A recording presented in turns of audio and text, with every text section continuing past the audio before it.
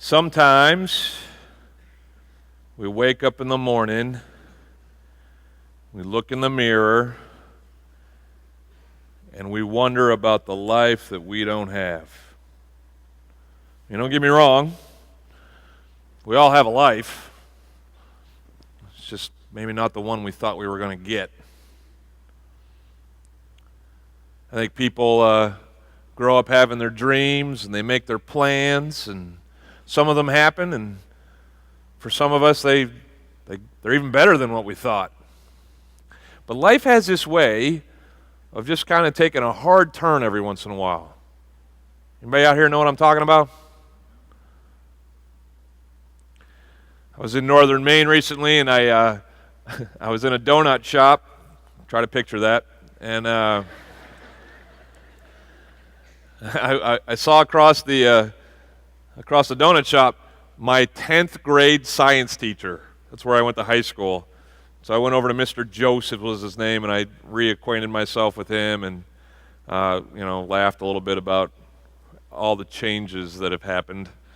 And then I went back to my donut, and so out of that conversation I remembered, it's the only thing I remember from chemistry and probably high school for that matter, the second law of thermodynamics. I remember it because he made a big fuss about it the day he taught it. Anybody know what the second law of thermodynamics is? Some of you might, but some of you may not. Let me share with you in a very boiled down version. Second law of thermodynamics says that everything in life that gives off energy is moving towards decay. That's why when you burn a log in a fireplace, all you have left is what? Ashes, because for something to soak up energy, it has to take from something else, and then that something else just isn't what it used to be. Everything, think about that for a second. Everything in life is moving towards decay. Another statement of the same postulate is this, that everything in life is moving towards chaos. That's why I can't find those socks in my sock drawer. But it bears to reason. I'm wearing some denim jeans today that the first time I put on were much bluer than they are now. I've been wearing jeans for a long time. When I was a kid, I wore the jeans of my older cousin because they were the cheapest. He wore the jeans of his older brother, so by the time I got to them, they'd been worn by two other kids. You can just imagine how threadbare those pants were when I got them. We had a solution for that back in the 70s. It was called patches. Does anybody remember these, tools of pain? You'd take them, and they were about, the size of a knee patch or a kneecap, and they'd sit, and they were as hard as boards. You couldn't bend your knee when they were put inside your pants. Yeah, my mom would do that because she was trying to get as much life out of these pants as she could, but sometimes you just got to get some new pants.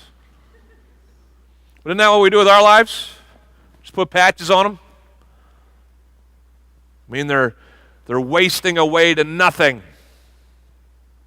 But we figure, just more patches. We could fix this. We can somehow make it better. Not according to the second law of thermodynamics.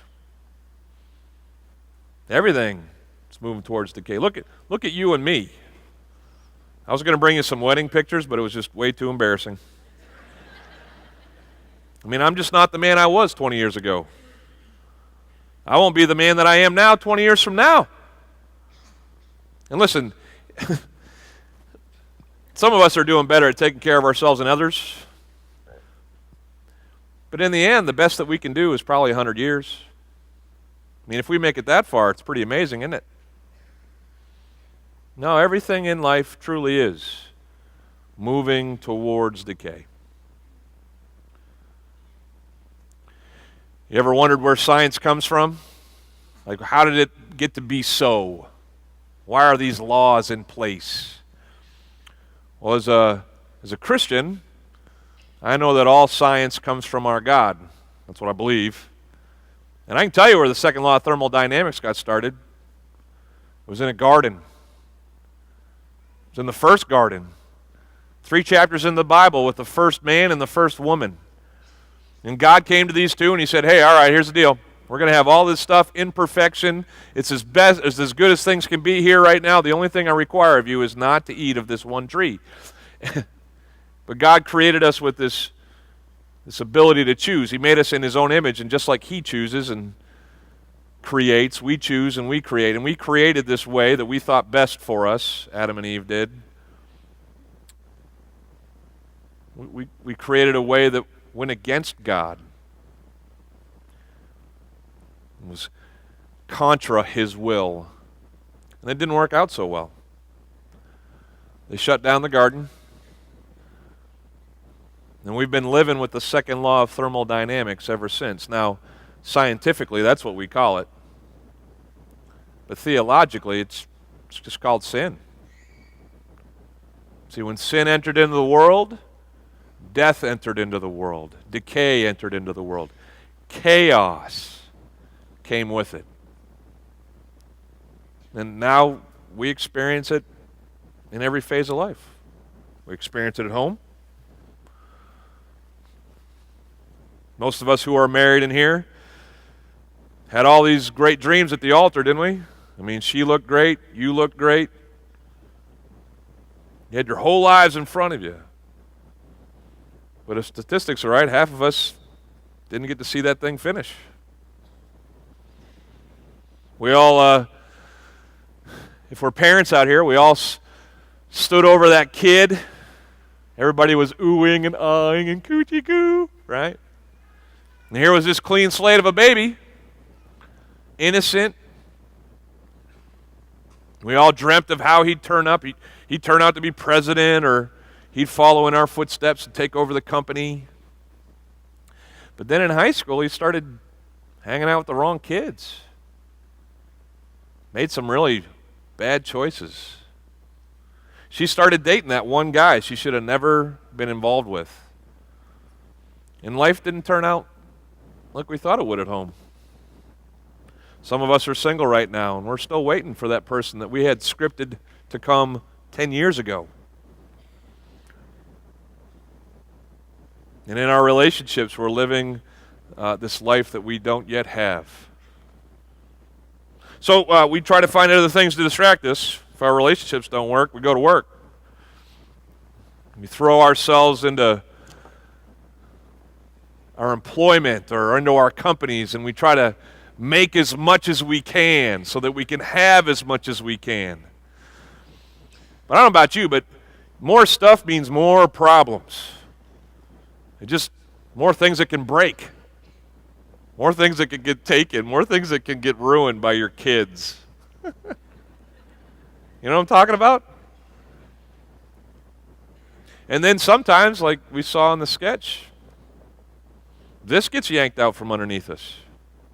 In the last 2 or 3 years, 1 in 10 adults, working adults in this room, have lost their jobs.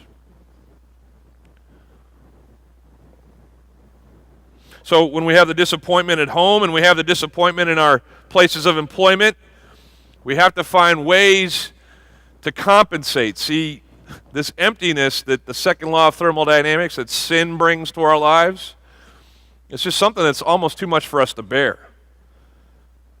And so we go hard at work at trying to fill up the void, right? Sometimes it's through medication, whether in alcoholic or drug form.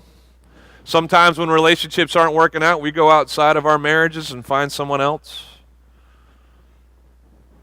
Sometimes we just want to curl up in bed and not get out. And depression takes over.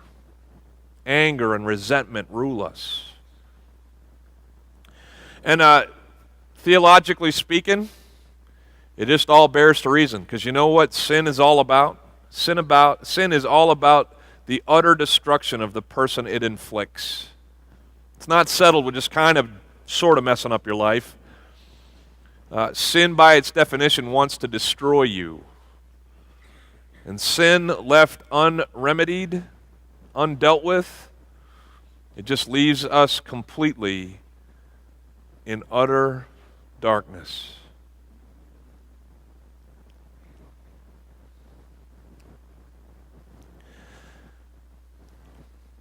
But this is where I get to tell you the good news. That we don't have to settle for this life that we don't have.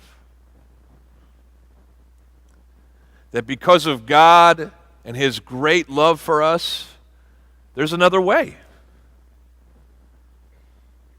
tells us in John chapter 1 that Jesus Christ came to the world, God's only Son.